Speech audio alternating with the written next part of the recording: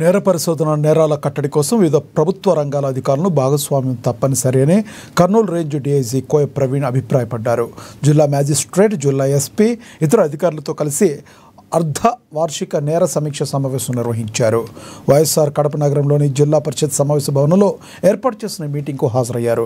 ఏదైనా నేరం జరిగినప్పుడు వివిధ శాఖల సహకారంతో వాటిని పరిష్కరించేందుకు డిపార్ట్మెంట్ నిర్ణయించినట్టుగా తెలిపారు డీఐజీ కోయ ప్రవీణ్. రాష్ట్ర డీజీపీ ఉత్తర్వుల మేరకు కర్నూలు రేంజ్ పరిధిలో ఈ సమావేశాలు నిర్వహిస్తున్నామని తెలిపారు.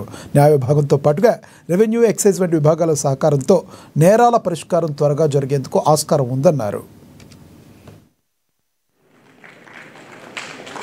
ఇప్పుడు నేర నివారణ, నేర పరిశోధనలో పోలీసు ఒకటే కాకుండా పోలీస్కి ఇతర ప్రభుత్వ విభాగాలతో కూడా అనుసంధానం అనేది చాలా అవసరం. రాను ఎవరి పని ఒత్తిడిలో వాళ్ళు ఉండటం వల్ల ప్రతి ఒక్కరు కూడా ఎవరి గదిలో వాళ్ళు, అంటే ఎవరి జైలు, అంటే ఎవరి ఇప్పుడు ధాన్యాగారంలో చూడండి, ఇట్లాగా నిలువుగా ఉండి ధాన్యాలను చూస్తే జైలోస్ అంటారు.